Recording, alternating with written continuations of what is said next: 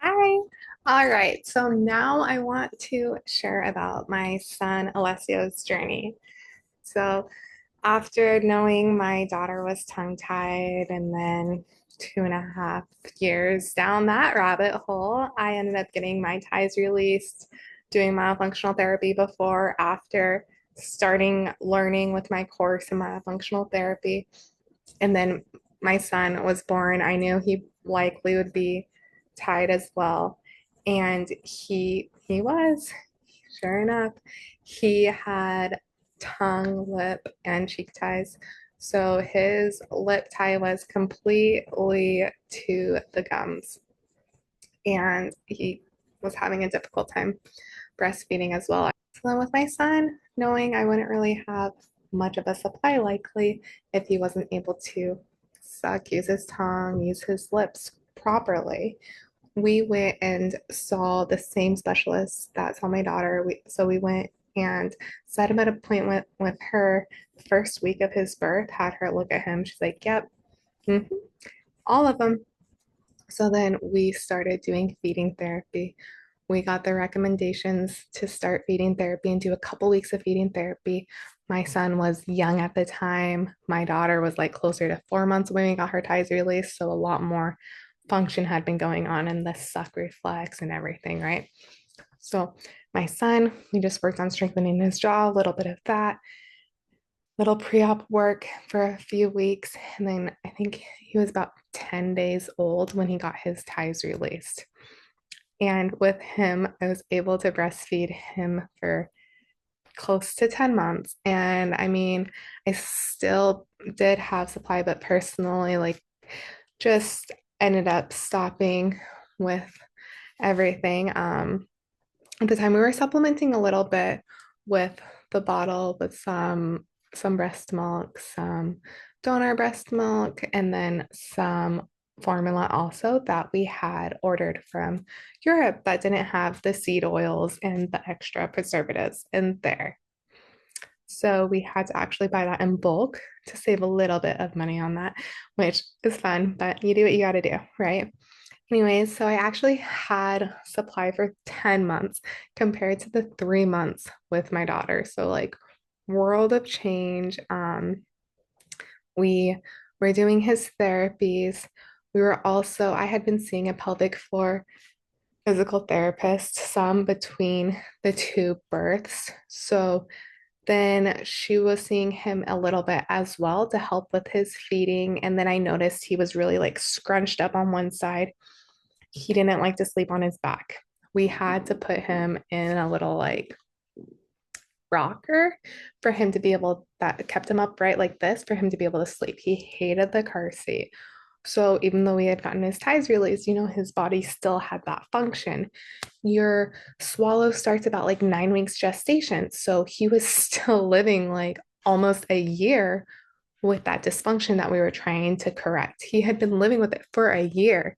So we still had to just continually work with it, work with his body favoring one side. Your body favors one side, sometimes your head does too, right? We were trying to unwind it all. All in all, noticing a little bit of flatness on the back of his head. So then went and got a scan, which sometimes I'm not sure, but I think you can like might be able to get these free possibly.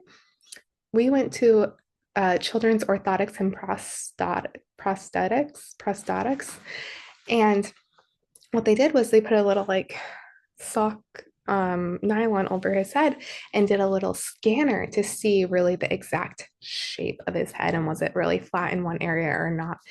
But he was at this time, he was about 10 months old. We had been working with the physical therapist for the last couple months, like I think from when he was 6 months to 10 months, really working with the physical therapist, seeing if we could help it, and then realizing, he was still having that flatness. Let's look at getting a helmet possibly.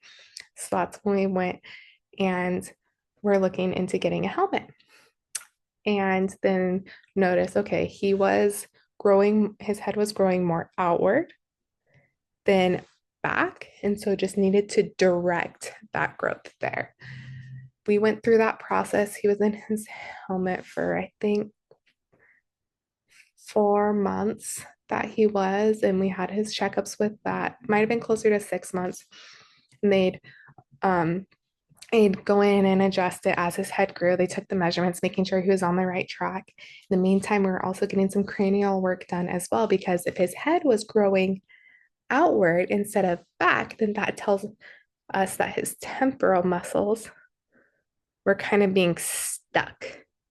And then other compensation was happening. So even though we had got the ties released, we still needed to really like look at the body function and how the muscles were really adapting to everything.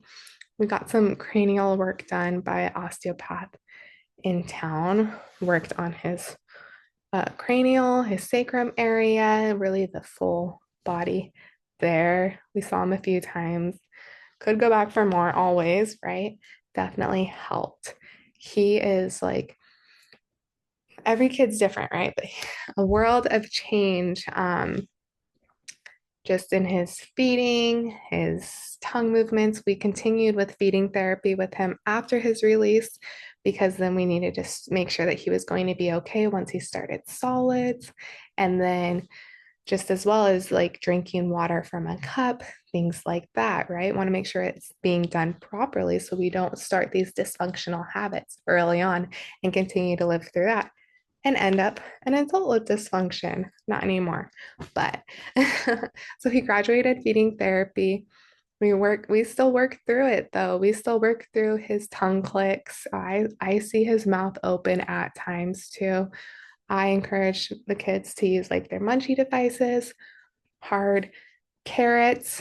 Celery is a good one if they'll eat it, but carrots and apples, also nuts, are really good at strengthening the jaw muscles there, making sure they're chewing on both sides, not favoring one side over the other as well. Because if you only chew on one side, all of these muscles are going to get stronger and overdevelop.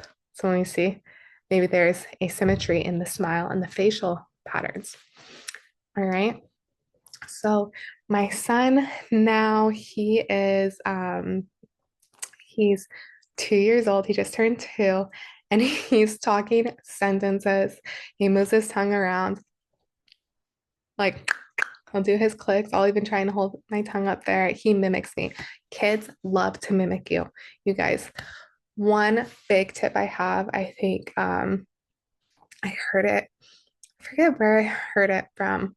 And also I remember going to a singing class with my kids when they were like, when my son was like really young. But when I was changing my son's diaper, just opening and saying la la la la, or hello, hello, showing them, opening really wide, hello, la la la. My son's name's Alessio. So just showing them that the tongue can go up or wagging the tongue out, they will mimic you. Lots of times you see like people blow or raspberries at the baby, right? Babies will do that too. That's good. It gets the lips closed and together. But then we can also be looking at the tongue function.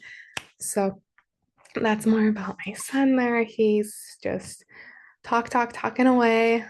So amazing, you guys. Just a world of change. I hope you take something from this. Remember, this is not medical advice. This is all educational purposes only.